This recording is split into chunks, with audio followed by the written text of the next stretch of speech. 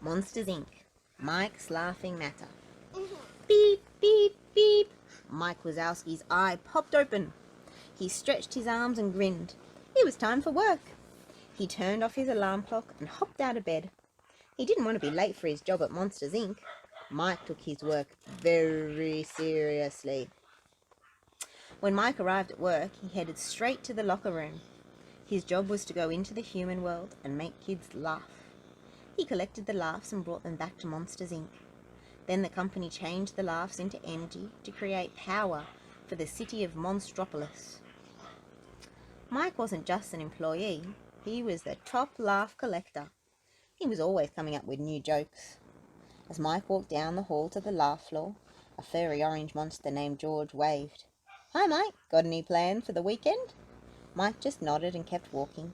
He didn't have time to chat if he was going to run through his routine. A moment later he arrived at his station. Mike practiced his jokes aloud. "A sandal bumped into a sneaker. "Wanna hang out?" the sandal asked. The sneaker raced off. "Sorry, gotta run." Just then, a door dropped down from the ceiling into his station. "Time to rock and roll," Mike said excitedly. Mike walked through the door and into a child's bedroom cupboard. He peeked out. To his surprise, the bedroom was dark and the shades were down. The glow of a nightlight filled the room. Mike tiptoed to the bed. A little boy lay sound asleep under the covers. Mike knew he wouldn't be collecting any laughs here. "It seems pretty early for bedtime," he thought, stepping back through the cupboard door into Monsters Inc. He looked over at his empty laugh canister. "Guess the kid had a busy day. Oh well, I'll just have to crack up someone else tonight." A moment later, a new door slid down and Mike stepped through it. "You've got to be kidding," he whispered, his eye wide. His audience, a young girl, was asleep. She was even snoring.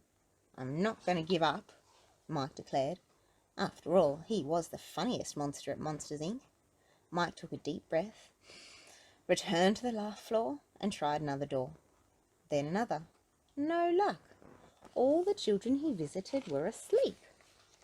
"What a terrible day," Mike grumbled as he walked back through his station door yet again. Then he packed up his belongings. Outside Monsters Inc., a few monsters were talking with Sully, the president of the company and Mike's best friend.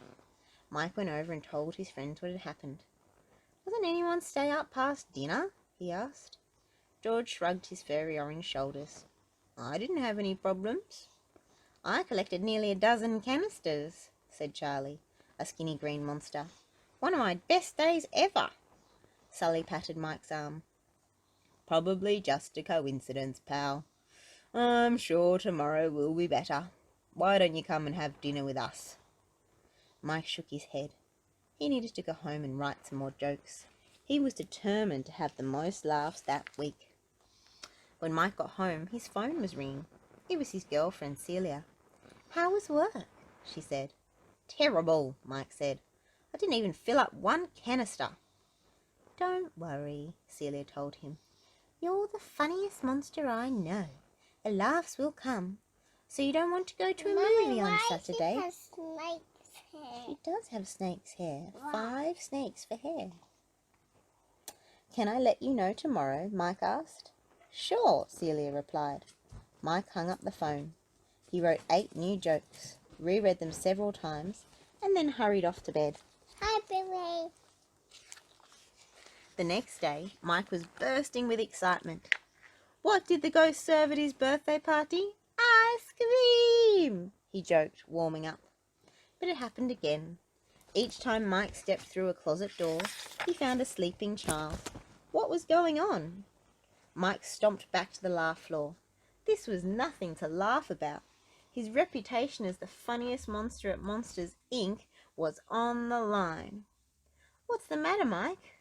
George asked. "You look cranky." "Want to grab a bite?" Sully suggested.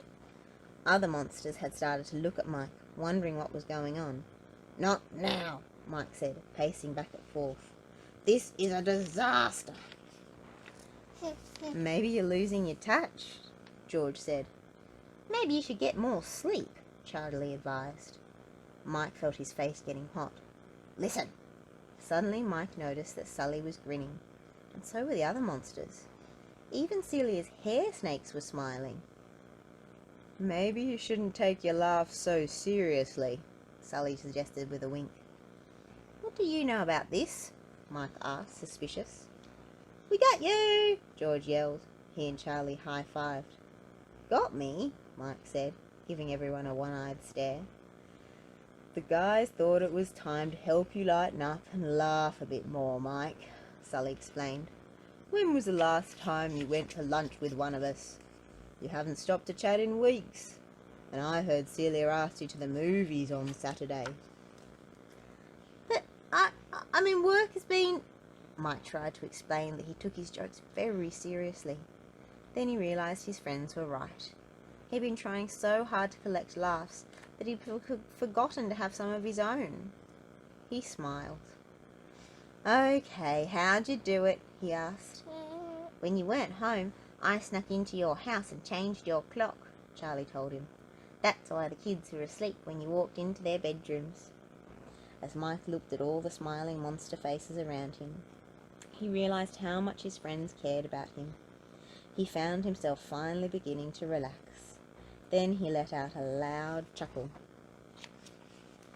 Soon everyone on the laugh floor was cracking up.